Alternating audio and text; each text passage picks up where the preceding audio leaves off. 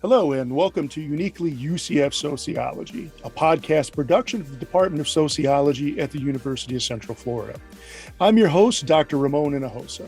Uniquely UCF Sociology is a podcast that explores the research and creative efforts of those who are doing the good work of sociology. You want to know what sociology is and what contributions sociology makes to improving our lives? Well, you've come to the right podcast. It's Uniquely UCF Sociology. Today, I'm speaking with Vernon Headley, a PhD student in the Department of Sociology at the University of Central Florida. His thesis research focused on race, class, and shared medical decision-making between providers and parents whose children had a mental health condition. Vernon is co-author and co-winner of the Best Graduate Student Paper Award in the Department of Sociology for 2022. Now, this is an award that recognizes excellence in written scholarship. Hello, Vernon, and welcome. Hey, how you doing, Dr. Hinojosa? Thank you for having me. I'm doing well, thanks. And thanks for taking your time to come on to the show.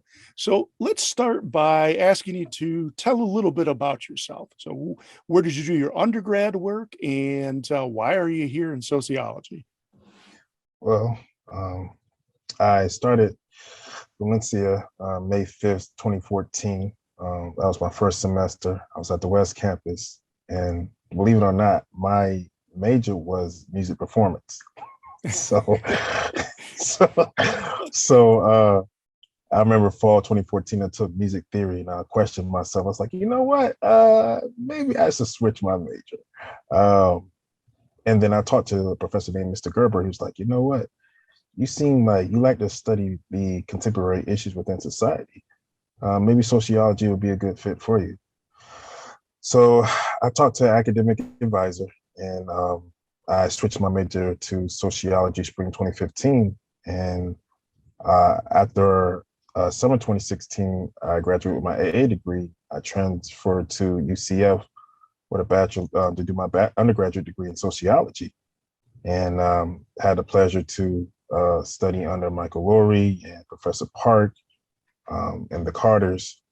And then after that, I started grad school in the fall 2018. And I had the pleasure of being in your class, Sociology of Health and Illness, and the rest is history. Yeah, and so you studied with Dr. Scott Carter and Dr. Shannon Carter? Just been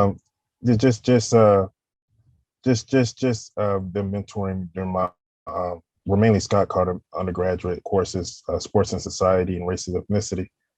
And I was really focused on the different racial issues that was occurring within our field,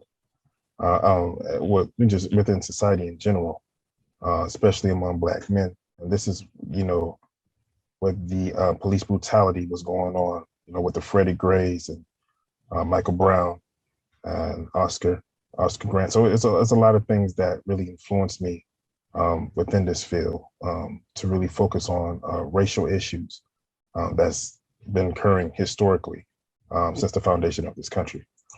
Okay. And so is this going to be the foundation for your dissertation work? Maybe you can tell me a little bit about what you've got in mind for that. Well, for my dissertation work, I probably may go back to, at first I was thinking about doing a study on the talk conversation of Black fathers, having the talk conversation with their sons about systemic racism and police brutality. And this, influenced me during the situation with horrendous death of George Floyd and Ahmaud Arbery Breonna Taylor, and the importance of individuals, fathers having a talk conversation with their sons. Obviously, this has been a big topic within the Black community. Obviously, there is a big community mistrust among the Black community and law enforcement, and this is history. But that's something I was thinking about before. But when COVID happened, I was really seeing I witnessed medical mistrust firsthand. Again, when discussing about the vaccine, and I was talking to a lot of my family members and other Black residents. So I may just do my dissertation on shared decision making and understanding from a physician perspective on how they coordinate a different approach to shared decision making, and what new strategies and tactics they're using now to try to gain the trust within the Black communities, because there's high levels of medical mistrust among Black residents and also Hispanic residents too. So shared decision making is it's a big topic I want to focus on, especially among racial groups. Mhm. And so it sounds like the theme that sort of cuts through your work is the ways in which institutions and race sort of intersect in a way that there's low trust among racial and ethnic groups in the United States, particularly when it comes to authority figures like the police, like medical doctors. And as you know, historically, that has been an issue in the United States. Of course, there's no argument there. Unfortunately, we have to, we as scholars are doing the research. Where I always say this, that I told my class when I teach race and ethnicity over the last 2 semesters, that your social activism is just not just your voice; it's also in your penmanship, right? When you write your papers, right? When you write through discussions, right? You have conversations, you have different ideas, write it down, right? Patricia Hill Collins called it intellectual activism, but write it down, right? And you see the growth. It may take some time, but I think the importance is just getting it out there to the public. And I think if scholars and the community collaborate and address these social issues, various social issues among Congress, we can create new avenues for social change and equalities and different resources and opportunities for all people of color. And that's just been my conviction. And I think that's an excellent point, is that scholarship is partly about making social change, right? It's about highlighting the issues that historically have plagued certain groups. It's doing it in a way that will advance social justice and the idea that people be given equal access to resources. Now, the paper that you won the award for was co-authored with Annie Jones, who is also a PhD student in the program. Tell me a little bit about that and what that award means to you. Well, with the paper, I always had an interest um, in sociology. I'm going back to not just beyond Marx, Vapor, and Durkheim, but individuals who were considered philosophers, and just understanding, there's going back to a Muslim scholar, 14th century, 15th century scholars that they say came before Marx, Durkheim, and Vapor. But I was looking for, Black sociologists. So of course, there's now Du Bois has been in this conversation for, I could say for the last decade, but I have not seen anything on Black women sociologists. And just if I could, that's W.E.B. Du Bois. Right, W.E.B. Du Bois. And I've heard of Ida B. Wells Barnett, and I've heard of Anna Julia Cooper, but I never got a chance to read their works. More focused on my thesis at the time, more focused on learning the importance of health and the racial inequalities within the health institutions. So during fall of 2020, I took Dr. Shannon Carter's sociological theory course, and we talked about positivism and non-positivism. And I had the opportunity to lead a discussion on Du Bois's works on W.E.B. Du Bois's works on the Philadelphia Negro, published in 1899, The Souls of Black Folks, published in 1903. And I was making this argument that he applied both positivism and non-positivism in his works. And Dr. Carter agreed. And, I started writing it for my midterm. Just really just dove in and did the research, the importance of him being included. But then again, I added Ida B. Wells Barnett too, and among other Black scholars from Charles S. Johnson, Oliver Cox. So the paper, I had, after a series of meetings I had with Dr. Carter, I decided we both agreed that Annie would be a perfect candidate for us to assist us on the paper. And she was willing, she was happy. And we just put all of our ideas in.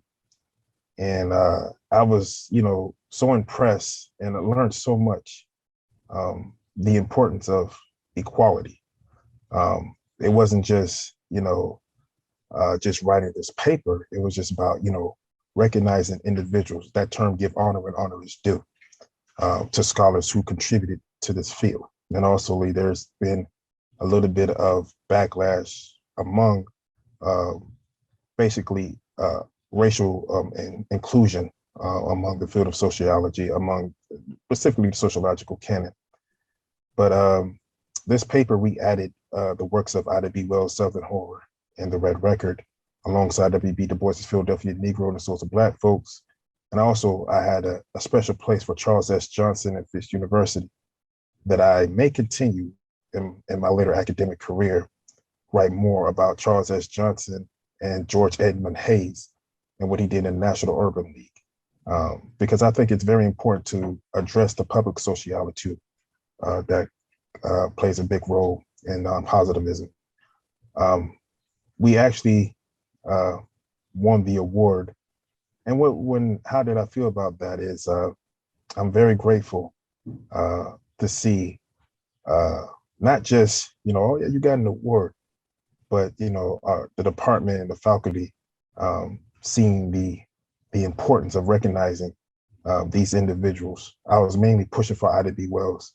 I personally believe that her, Harriet Martineau, Jane Addams should be in that conversation of the founding individuals, or founding mothers, if they would call it, in the sociological canon, because women have contributed very well in this field. And I'm going to make a case for it theoretically in my next coming papers. I want to do a series on this. So with the award, me winning the award, it's just me giving the confirmation to push forward and recognize individuals who we have simply ignored and discredited or marginalized within this field.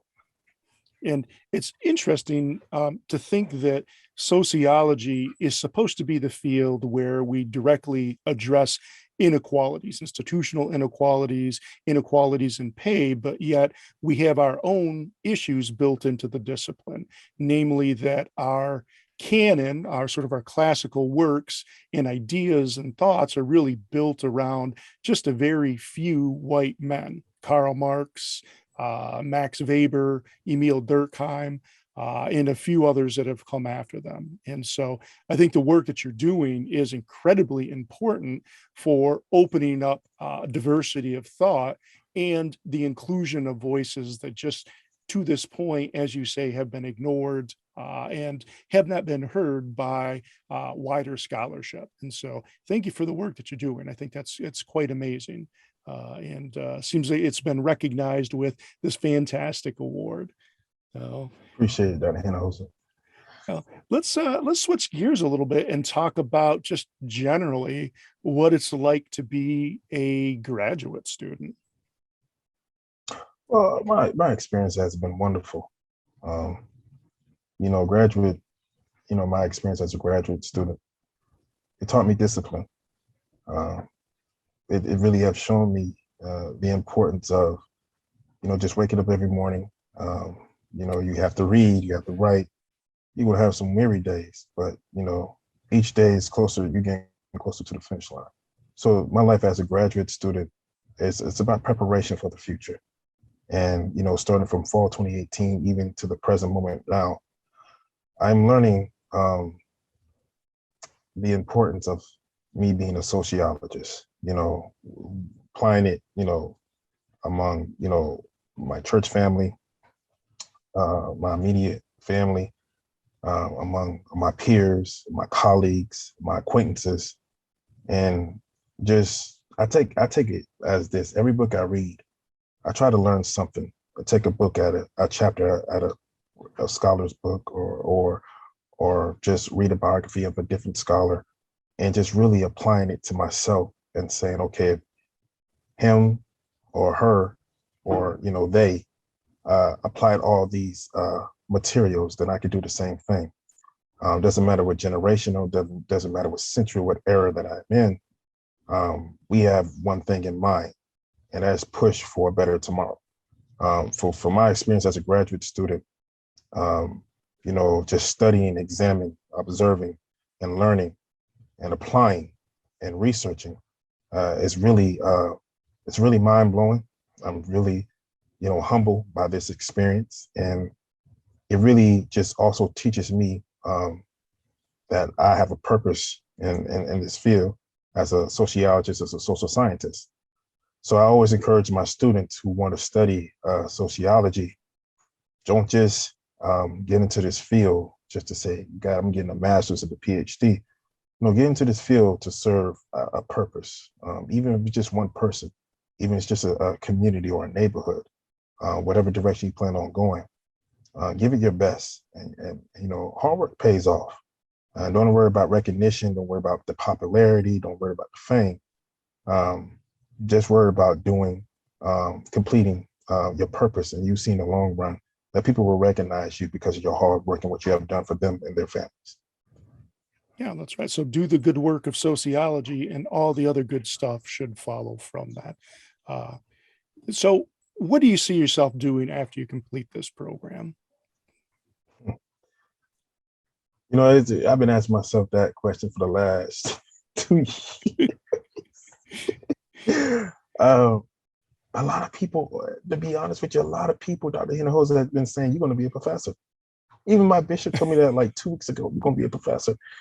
And I'm like, but I have so many ideas that I want to write about. And I was like, is this normal? Because I just write them in my phone. Like I wrote like 4 different article titles on my in my phone like this past weekend, and maybe academia. Maybe I may go in that direction. Maybe that's the direction I may go. I'm open to to both, but I say this: when Du Bois worked at Atlanta University in the sociological laboratory, he did research, he did academia, but also admired what he did at NAACP, establishing that, being one of the established founders of that, and then also the Crisis magazine. I've noticed that, it's good to publish and to get your work out there, but also I want to do community involvement. Obviously, my main research interest is the Black community, the Black men and women status, what's going on in it's different various institutions. But yeah, I do see myself doing both, academia and outside work out academia. I do plan on creating foundations for individuals who wants to go to college. I do want to address issues within disadvantaged communities. We do know that the different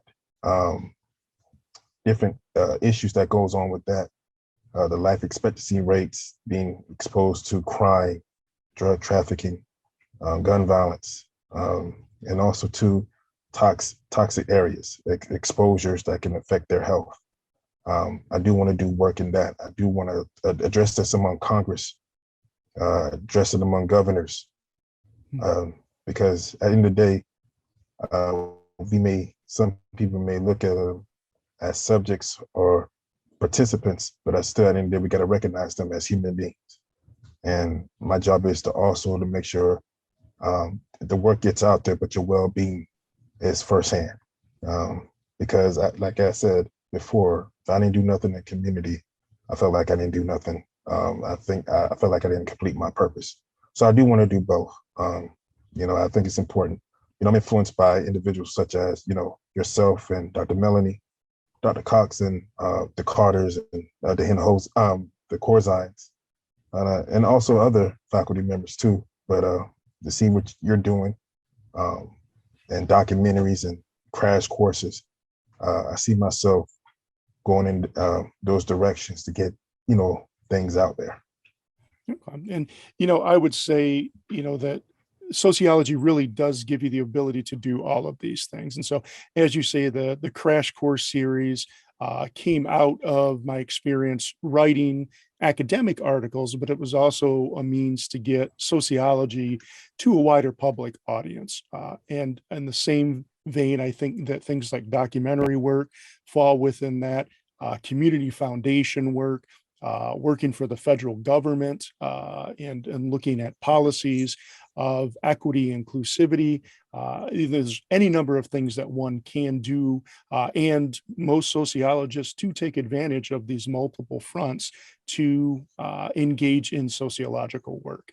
And so I think you're an excellent example of how sociology can open up these opportunities on multiple fronts, and that it isn't just about going into the academy, or it isn't just about being a researcher, but it could be, and it certainly could be about much more than that as well. And so I think you're spot on about that. And so, so what do you see for yourself in the next 2 or 3 years? So I know you've got your dissertation in front of you, and so what's that going to look like? Dissertation, it may focus on again. It may focus on shared decision again. Well, obviously, COVID, health is a very important topic that needs to be discussed, especially with COVID. As we see with cases, going up and down right now, it's increasing again. We just passed the 1 million mark of deaths, 2 years, right? It's very devastating. It's very sad. Someone's mother, father, son, daughter, niece, nephew, cousins, friend, loved ones, all were victims of this pandemic. And it affected, not just affected us as a country, but affected us as a globe, right? It affected the world, right? Someone's either tested positive, recovering from COVID, or either dying from COVID. And these are things that, for me, I really want to see the physician experience of shared decision making. And how has COVID really changed the mentality of how they basically strategize shared decision making among their patients, and particularly patients of color. There needs to be more policy paths for equality, especially among individuals who can afford healthcare. That's another subject, but yeah, I really want to tackle medical sociology. I'm also teaching medical sociology in the fall of spring, over the next 2 semesters. So that's most likely going to be my dissertation. Also plan on writing the book on. I plan on writing the book. Some people say, "Are you planning on doing something on?" Maybe do something on Black male health status. Especially, I want to know the history of Black men and their health status. Maybe I may collaborate with you because I know you're the man to discuss, especially when we talk about masculinities. So I may do something on that. But yeah, I do see myself writing a book, and if I ever do my first documentary, I want to do it on sociology, like the history of sociology. I've been trying to look for like a full documentary or series. I just can't really find any. So I want to do if I even do a documentary series from the Enlightenment area to Europe, to Latin America, to American sociology, and we got books, so there's easy to access. So let's just turn it into documentaries, right, and just really educate the public the importance of this field. Of course, we have shortcomings and everything else, but what this field really has provided, has given, and what we plan on doing in the future. So I plan on calling it Past, Present, and the Future Direction of Sociology for my documentary. We'll definitely have an audience member here, Vernon. I'm looking forward to watching that documentary. So, well, Vernon, I'd like to thank you for taking your time and coming on to the show and giving our audience an idea of what sociology is and what it can be, and in particular, how you are moving sociology forward with the work that you're doing. So thank you very much for your time today. Appreciate you having me. I'd also like to thank you, our audience, for taking your time to listen in as we discuss all things that are uniquely UCF sociology. This is Dr. Ramon Hinojosa saying thank you, and we hope you'll join us next week.